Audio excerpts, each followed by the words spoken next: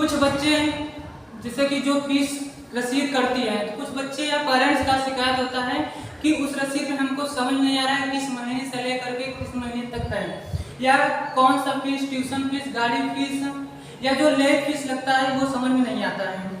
तो आज हम आपको रसीद के बारे में बताएंगे। जैसा कि हमको यहाँ पर अगर रसीद के बारे में समझ में आ रहा है या कुछ भी जानकारी हमको लेना है तो आप इस नंबर पर कॉल करके पूछ सकते हैं। अब हम रसीद के बारे में बताएंगे। रसीद में हमारा क्या होता है, सबसे पहले हमारा एडमिशन नंबर होता है रसीद में आपका।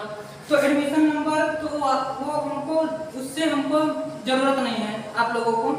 उसमें रिसिप्ट नंबर होता है। रिसिप्ट नंबर की जरूरत तभी पड़ेगी जब अगर आप ऑफिस में अगर आपको पूछ लिया गया कि कौन सी रिसिप्ट नंबर है, जैसे आप अगर चेक करने आए तो रिसिप्ट नंबर आप बता देंगे तो आप चेक करके बता देंगे।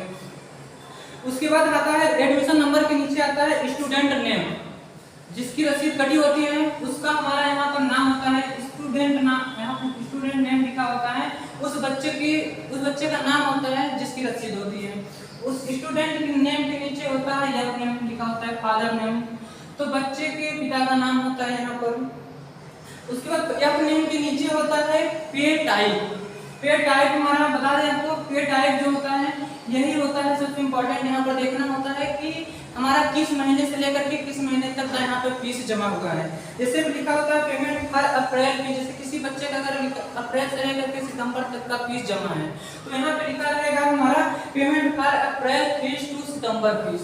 यहाँ पे क्या लिखा रहेगा हमारा payment for April to September, ये हमारा रहता है। ठीक है, उसके बाद आता है उसी जस्ट आगे हमारा क्या होता है पे टाइप के आगे हमारा क्या होता है क्लास। जिस क्लास में आपका बच्चा पढ़ रहा होता है उसका वहाँ पर क्लास लिखा होता है। अब आते हैं उसके बाद हमारा आता है जो फीस पूरा डिटेल होता है, स्ट्रक्चर होता है, वो हमारा एक कॉलम टेबल के अंदर हमारा बंद होता है। इस टेबल में आपको 3 कॉलम दिखेंगे।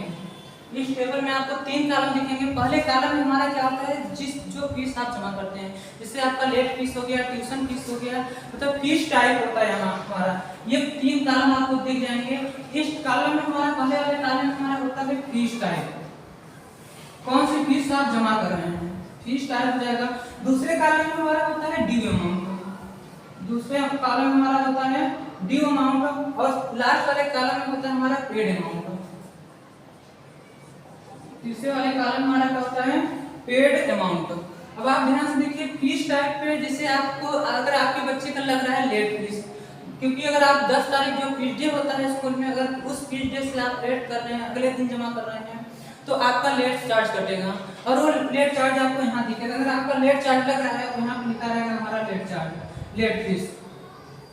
अगर उसके बाद उसी नीचे अगर आपका बच्चा वैन से आ रहा है तो वैन का जो फीस होता है वो ट्रांसपोर्ट फीस के नाम से यहाँ पर लिखा रहता है, ट्रांसपोर्ट फीस के नाम से यहाँ पे रहेगा। उसके बाद जो आप हर महीने फीस जमा करते हैं वो फीस आपका यहाँ पे ट्यूशन फीस के नाम से रहता है, ट्यूशन फीस के नाम से रहता है। उसके बाद अगर उस महीने में अगर एग्जाम होने वाला है तो यहाँ पे एग्जाम फीस भी जुड़ा रहता है। यहाँ पे लिखा रहता है हमारा एग्जाम फीस। आपको या तो पहले वाले कॉलम में यहाँ एक एग्जाम फीस मिल जाएगा या आपको नीचे एग्जाम फीस यहाँ पर मिल जाएगा। अब इसमें आपको ये जो ड्यू अमाउंट होता है, ड्यू अमाउंट का मतलब होता है कि आपको कितना कितना लग रहा है। जैसे आपका लेट फीस जो होता है एक महीने का 50 रुपए लगता है, तो आपको यहाँ पे 50 रुपए यहाँ पर दिख जाएगा आपको। और जैसे ट्रांसपोर्ट होता है, आपके बच्चे के गाड़ी का फीस कितना लगता है वो आपको यहाँ पे दिख जाएगा। जैसे अगर आपके बच्चे की गाड़ी का फीस 700 रुपए लग रहा है तो यहाँ पे आपको 700 रुपए का दिखेगा। उसके बाद ट्यूशन फीस हमारा होता है, ट्यूशन फीस कितना लग रहा है। जैसे आपका बच्चा अगर 6 से लेकर के 8 तक की क्लास में है तो उसका फीस 600 रुपए होगा, तो यहाँ पे आपको 600 रुपए हमको दिख जाएगा।